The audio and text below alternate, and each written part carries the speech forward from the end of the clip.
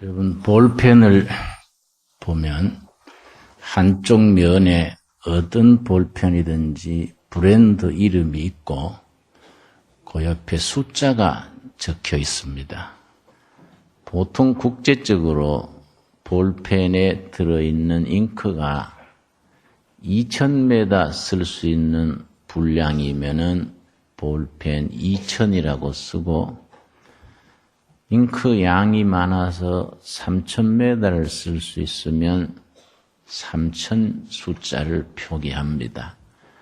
그러나 한국 모나미 볼펜은 모나미 이름 옆에 153이 쓰여 있습니다. 요 153이란 숫자가 성경 요한복음 21장에서 따온 내용입니다. 요한복음 21장 우리 8절 읽겠습니다. 요한복음 21장 8절에서부터 예수님께서 부활하신 후에 승천하시기 전에 제자들에게 나타나셔서 베드로에게 너 잡은 물고기를 가져오라. 그 본문이 요한복음 21장입니다. 22장 1장 8절부터 제가 읽겠습니다. 다른 제자들은 육지에서 산 거가 불과 한 50간쯤 되므로 작은 배를 타고 고기 든 그물을 끌고 와서 육지에 올라보니 숯불이 있는데 그 위에 생선이 놓였고 떡도 있더라. 예수께서 가라사대 지금 잡은 생선을 좀 가져오라 하신대, 예수님이 부활하신 뒤에 제자들에게 나타났었습니다. 예수님 만나기 전에 제자들이 너무 실망해서 3년간 인생을 걸고 따르던 예수님이 십자가에 죽으신 뒤에 제자들이 너무 실망해서 뿔뿔이 흩어지는데, 베드로와 고기 잡던 그 본래 일행은 아이고 할 수 없다. 옛날 직업 고기잡이로 돌아가자. 갈릴리 호수에 옛날 예수님 만나기 전에 하던 직업 고기잡이로 돌아갔습니다. 고기 잡아서 하루하루 시리에 빠진 날들을 보내고 있는데 부활하신 예수님이 나타나신 겁니다. 지금 잡은 생선을 가져와라. 그러니까 11절입니다. 11절 말씀이 모나미 볼펜 옆에 153 숫자가 붙은 본문입니다. 시몬 베드로가 올라가서 그물을 육지에 끌어올리니 가득히 찬 큰 고기가 153마리라. 153마리 고기가 그물에 들어있었습니다. 이같이 많으나 그물이 찢어지지 아니하였더라.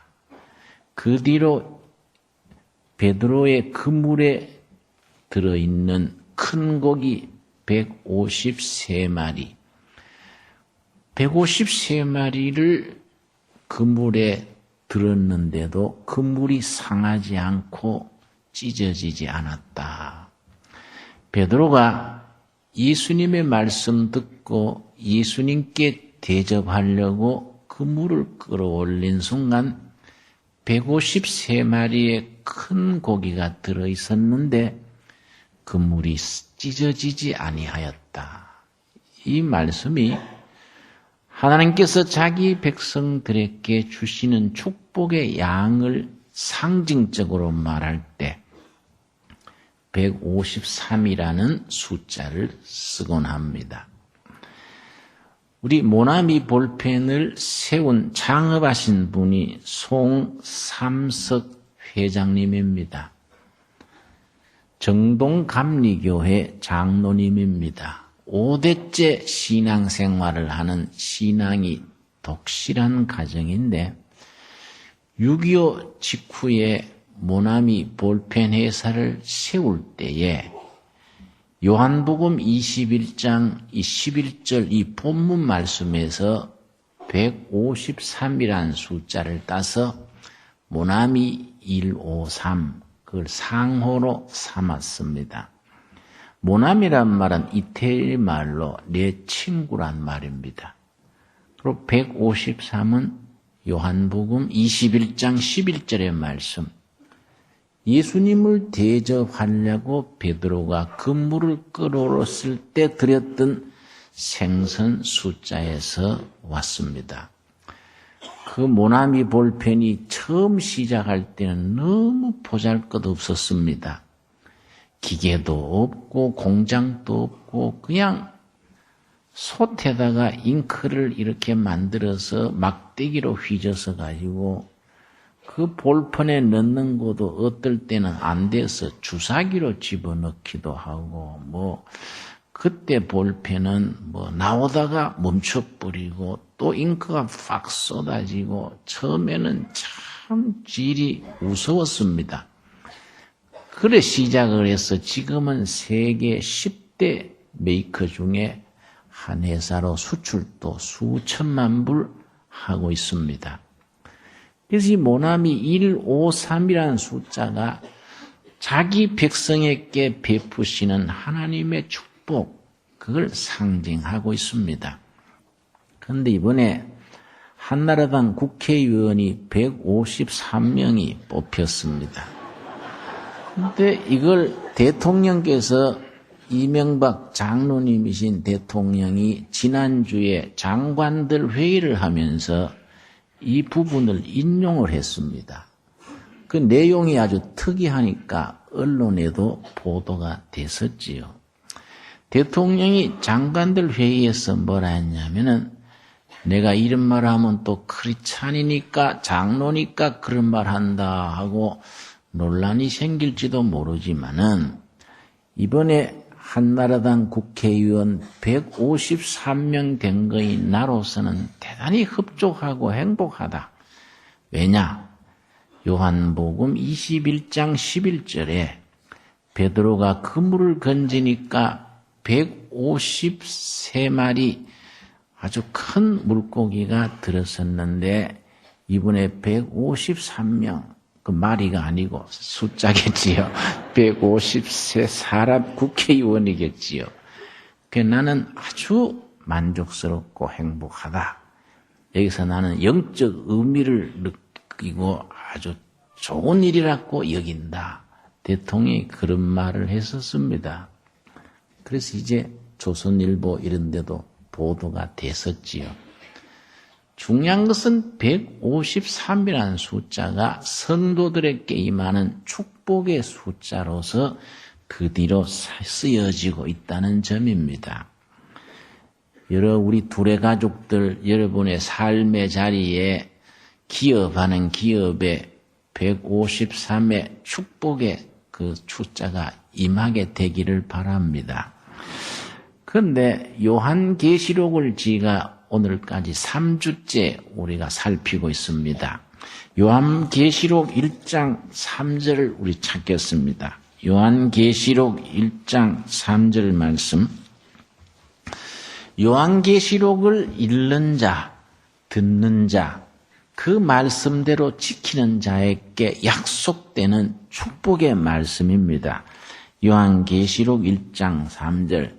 일반적으로 성도님들이 요한계시록을 어렵다고 상징과 비유와 메타포로 가득 차 있기 때문에 요한계시록을 어렵다고 한 번도 읽어보지 않는 집사님도 있다 그래요. 그러나 우리가 요한계시록을 어렵다고만 생각할 것이 아니라 이 속에 깃들어 있는 영적인 축복을 우리가 온몸으로 받아들일 수 있어야 합니다. 우리 선배 목사님들 중에 길선주 목사님, 김익두 목사님은 두 분 다 요한계시록을 만독을 했습니다. 만독. 말이 그렇지 계시록을 10,000번 읽는다는 것이 엄청난 일이지요. 그 일제의 억압 속에서 교회와 성도들에게 희망을 주기 위해서 희망과 위로의 책 요한계시록, 승리의 책 요한계시록을 만독이나 하는 겁니다. 1장 3절 말씀 우리 한번 같이 읽겠습니다. 이 예언의 말씀을 읽는 자와 듣는 자들과 그 가운데 기록한 것을 지키는 자들이 복이 있나니 때가 가까움이라. 어떤 사람이 복이 있느냐? 계시록의 말씀을 읽는 자, 듣는 자, 그 가운데 기록된 말씀을 삶 속에서 지켜 실천하는 자가 복이 있다는 것입니다. 여러분, 제가 지난 시간에 요한계시록의 내용을 말씀드리면서 1장 19절의 말씀을 소개한 바 있습니다.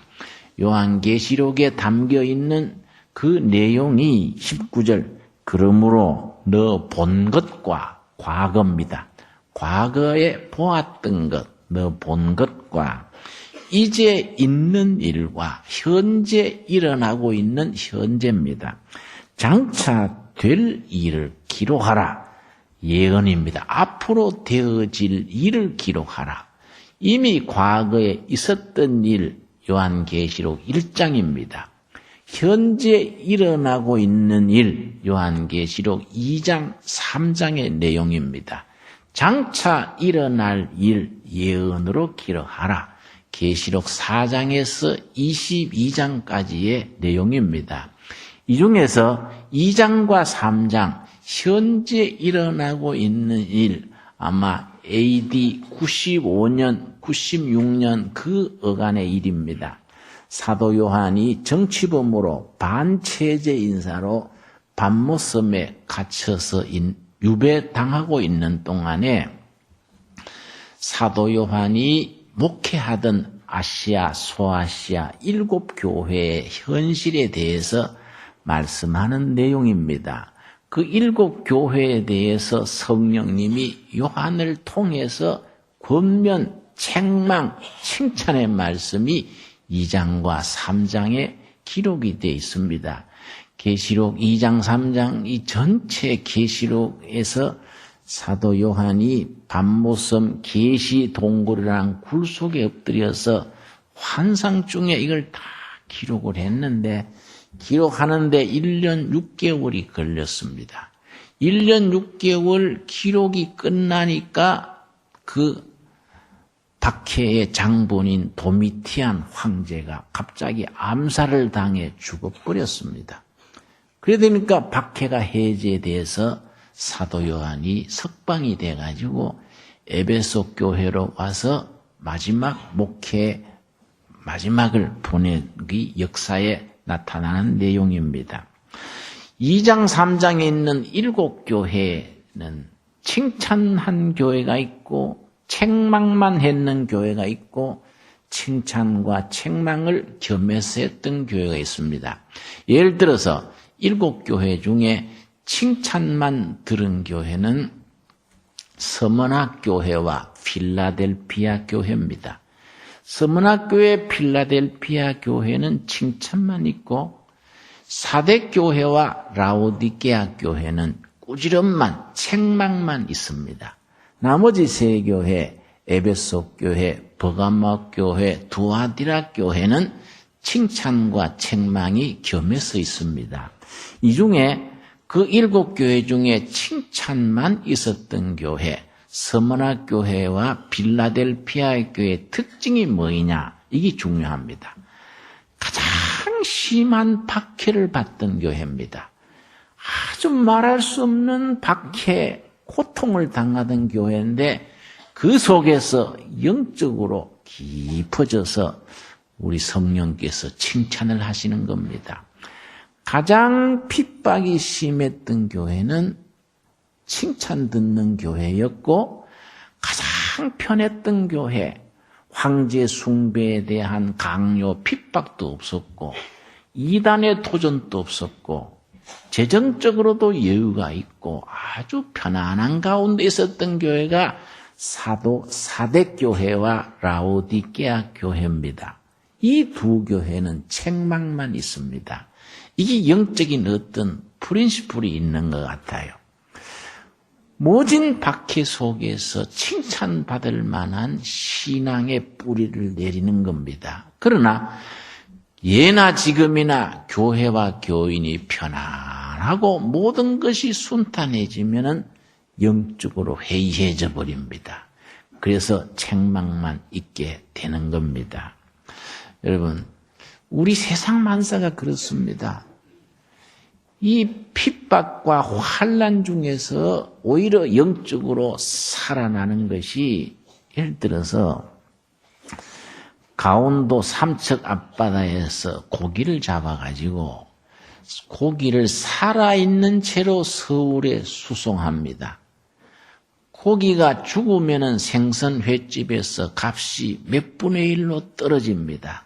살아있는 고기 그대로 횟집에 나오면은 값이 훨씬 비쌉니다. 그래서 삼척 앞바다에서 잡은 고기들을 산채로 서울에 수송하는 것이 큰 이제 그 수송하는 사람들에게 과제인데, 그 넓은 바다에서 살던 고기들을 조그마한 통에다가 담아서 서울에 오는 동안에 이 생선들이 죽어버립니다. 그걸 살리는 방법이 뭐냐면은 생선을 해치고 잡아먹는 바다 개 같은 거, 상어류의 그런 생선을 잡아먹는 천적들을 고기를 수송하는 통 속에 집어넣습니다. 그러면은 그 통 속에 있는 고기들이 자기를 해치는 그걸 피하다, 이리 피하고 저리 피하고 서로 팍팍 부딪히고 하면서 한 마리도 죽지 않고 서울까지 무사히 오는 겁니다.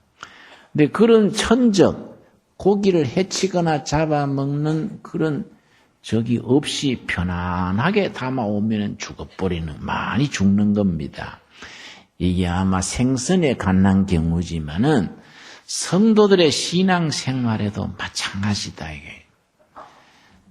핍박이 있고 환난이 있고 시험이 있을 때는 우리 신앙이 살아 움직입니다. 편안하고 모든 것이 원만하고 잘 나갈 때 게을러지는 겁니다. 그렇게 게을러지는 신앙에 대해서 라오디게아 교회의 경우에 어떻게 말하고 있습니까? 요한계시록 3장 14절 말씀 보겠습니다. 영적으로 모든 것이 순탄하고 모든 것이 잘 돼 갈 때에 우리에게 어떤 일이 생깁니까? 요한계시록 3장 14절입니다.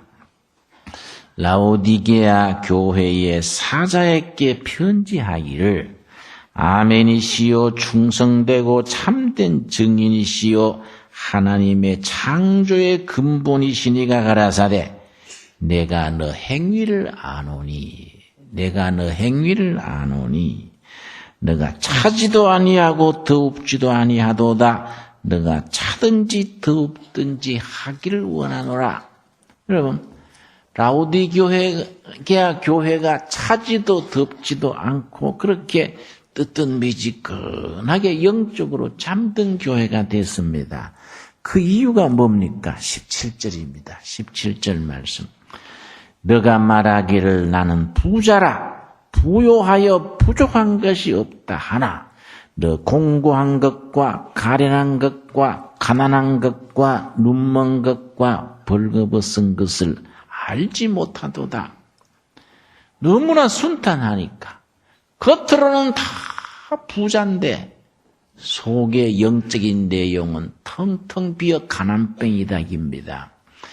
내 일본 갔을 때 일본의 동경대학 교수님이 나하고 얘기하면서 자기는 일본인으로서 한국을 부러워한다 그랬습니다. 일본의 지식인이지요. 일본 동경대학 교수면은 뭐 대단한 분이지요. 한국을 부러워한다는 겁니다. 그래서 내가 고개를 갸우뚱하면서 어쩐 일인지요 했더니, 일본은 2차 대전 뒤에, 2차 대전에 패전한 뒤에 너무 빨리 발전해서 부자가 돼버렸다는 거지요. 2차 대전 때 폭삭 망했을 때 그것이 몇십 년 가야 된다는 겁니다. 그래야 일본 사람들의 마음이 가난해져서 기독교 복음을 받아들이는데 망한 지 불과 5년 만에 한국 전쟁이 터져서 한국 전쟁의 특수 물자 공급의 길이 열려가지고 일본은 갑자기 일어서 버렸다는 거예요. 그래서 영적으로 가난한 걸 깨닫고 복음을 받아들일 기간이 없었다는 거이지요. 그래서 일본은 경제는 대국이지만 종교적으로는 대단히 빈국입니다. 일본은 일본 사회를 이끌어갈 수 있는 중심된 종교가 없습니다. 그래서 일본의 정신세계는 대단히 황폐하다고 얘기를 합니다. 그 점에 한국은 대단히 복받은 나라라는 거이지요. 일제 압제에서 해방됐는가 하면은 남북이 분단되고 6.25 전쟁 터지고 4.19, 5.16 지금까지 사회가 엎치락 뒤치락 하면서 종교적으로 영적으로 대단히 부유한 나라가 돼서 아시아에서 기독교가 처음 성공한 나라가 됐다. 그런 얘기를 하면서 한국이 부럽다. 그런 얘기를 했었습니다. 상당히 새겨들을 일리가 있는 나라지요. 우리가 남북 통일이 되어지고 선진국 가기 전에 이 정치, 사회 모든 것이 흔들리고 어려울 때에 교회가 국민들의 정신적인 양식을 제공하고 민족 복음화의 기초를 닦고 통일되어 가는 그 과정 속에서 우리가 영적인 부유한 나라가 될 수 있어야 합니다. 그런 점에서 서문학 교회와 우리 필라델피아 교회가 축복받은 이유가 그 핍박 속에 이루어졌다는 겁니다. 필라델피아의 교회에 대해서 3장 8절 말씀을 읽겠습니다. 3장 8절 말씀, 요한계시록 3장 8절입니다. 볼지어다 내가 너 앞에 열린 문을 두었으되 능히 닫을 사람이 없으리라. 내가 너 행위를 아노니. 그 다음 뭐입니까? 너가 적은 능력을 가지고도 내 말을 지키며 내 이름을 배반치 아니하였도다. 10절 말씀 같이 읽겠습니다. 너가 나의 인내의 말씀을 지켰은즉 내가 또한 너를 지키어 시험의 때를 면하게 하리니 이는 장차 온 세상에 임하여 땅에 거하는 자들을 시험할 때라. 12절 이기는 자는 뭡니까? 내 하나님 성전의 기둥이 되게 하리니. 서문학 교회와 더불어 모진 핍박 속에서 이렇게 칭찬 듣는 교회입니다. 여러분, 로마 시대의 박해라는 것은 상상을 초월합니다. 60년대 네로 황제 때 박해, 90년대 도미티안 황제 때 박해, 우리가 세계 역사에는 현명한 황제라고 해서 현재로 알려진 마커스 아울레니우스 황제가 때 이상하게도 박해가 엄청났습니다. 로마 시대의 박해는 1, 20년, 5, 60년, 1, 200년이 아닙니다. 313년 기독교 공인될 때까지 300년 가까운 세월 박해를 받았습니다. 그런데 참 역사란 건 깊이 공부해보면 신기합니다. 여러분, 로마가 부유한 나라가 되고 세계를 제패하면서 무슨 문제가 생겼느냐? 도덕과 풍속이 부패하고 문란해졌습니다. 특별히 그 성적인 타락이 너무 심했습니다. 로마의 귀족들이나 로마 시민들이 남자들은 군에 가서 징병에 나가서 1년 만에 군에서 돌아오고 어떨 때는 2년 만에 돌아오고 그렇게 하는 동안에 귀족들의 부인들이나 그 여성들이 성적으로 방종했습니다. 그 역사를 보면은 군인 나가면서 자기 부인에게 정조대를 채우고 나가고 또 나갔다가 2년 만에 1년 만에 휴가를 받아 돌아올 때는 오기 전에 한 달쯤 전에 하인들을 시켜서 통보를 한다는 겁니다. 한 달 뒤에 내가 집에 간다. 그러면 그 부인들이 방종하던 생활을 다 멈추고 정리하고 그동안에 이제 남편을 맞이하고 이게 아주 관례처럼 됐다는 겁니다.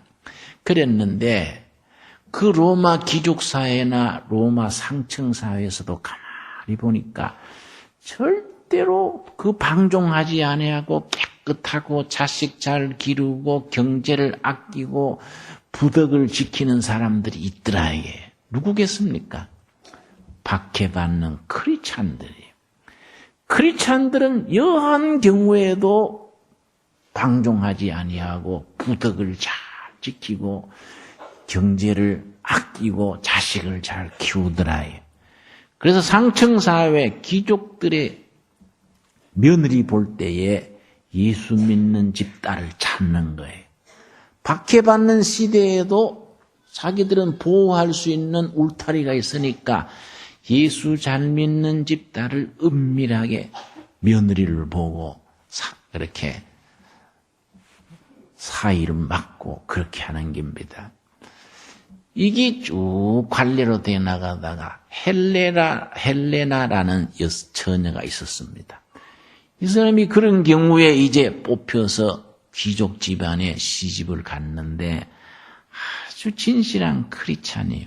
이 헬레나라는 이 부인이 결혼을 해가지고 프랑스 지역에 가 있는 귀족 남편한테 결혼을 해가지고 자식을 낳았는데 그 자식이 콘스탄티누스 황제가 된 겁니다. 아들을 키우면서 신앙적인 바탕 위에서 키운 거이지요. 그때는 뭐 자기 아들이 황제가 될 생각은 상상도 못했지요. AD 312년에 로마의 동서양 진영에서 권력을 위해서 대전쟁이 일어났습니다. 그때 콘스탄티누스 쪽에서는 상대편에 비해서 군대 숫자가 절반밖에 되지 않고 누가 봐도 이기기 어려운 처지였습니다. 그 콘스탄티누스 그 어머니가 헬레나 진실한 크리스찬이에요. 그런데 내일이면 전쟁이 붙는 날인데 그 콘스탄티누스가 밤에 환상을 본 거이지요. 십자가가 나타나고 공중에 십자가가 나타나고 음성을 듣기를 이 깃발을 앞세우고 승리하라. 이 음성을 들은 거지요. 그 다음날 듣고 본 대로 십자가로 큰 깃발을 만들어서 그걸 앞세우고 진격을 했습니다. 그 결과로 군대 숫자가 절반도 못 미치는 부대가 십자가를 앞세우고 나가면서 완전히 승리한 거지. 그래서 로마의 황제가 됐습니다. 그 다음에 콘스탄티누스 대제가 313년에 기독교를 공인하고 누구든지 예수를 마음대로 믿도록 기독교를 공인을 해준 겁니다. 그 역사를 가만히 읽어보면 참 묘합니다. 근데 그래서 기독교가 완전히 자유롭게 됐는데 문제는 핍박받던 긴 세월의 신앙의 순수성을 지켜오던 그 교회입니다. 그런데 공인이 되고 황제가 교회를 인정해주고 출세하려면 애부당 나가야 되고 성직자가 되는 것이 편히 사는 길이고 이렇게 되니까 교회가 차지도 덥지도 않고 뜨뜻미적한 교회로 또 질적으로 부패를 하게 된 겁니다. 그래서 3장 16절 말씀 보겠습니다. 그런 교회에 대해서 성령께서 꾸지람을 하시는 겁니다. 3장 16절 너가 이같이 미지근하여 덥지도 아니하고 차지도 아니하니 내 입에서 너를 토하여 내치리라. 이걸 그 앞에서는 뭐라 그랬습니까? 에베소 교회에서는 뭐라고 표현했습니까? 2장 5절입니다. 2장 5절. 2장 4절 5절을 제가 읽겠습니다. 에베소 교회에 주시는 말씀입니다. 그러나 너를 책망할 것이 있나니 너의 처음 사랑을 버렸느니라. 처음 믿을 때에 그 핍박 속에서 쌓았던 그 믿음이 편해지면서 좋아지면서 잃어간다 이거지요. 5절 말씀 우리 같이 읽겠습니다. 그러므로 어디서 떨어진 것을 생각하고 회개하여 처음 행위를 가지라. 만일 그리하지 아니하고 회개치 아니하면 내가 너게 임하여 너 촛대를 그 자리에서 옮기리라. 회개함이 없이 처음 믿음, 그 온갖 환난과 핍박 속에서 뿌리 내렸던 믿음을 되찾지 못하면은 촛대를 옮기리라. 여러분, 역사라는 건 엄숙합니다. 이 계시록 2장, 3장에 나오는 초대교회, 7교회 그 지역이 지금은 어떻게 됐습니까? 완전히 촛대가 옮겨져 버리고 그건 완전히 지금은 이슬람 지역으로 그 교회들이 빈터만 남아 있습니다.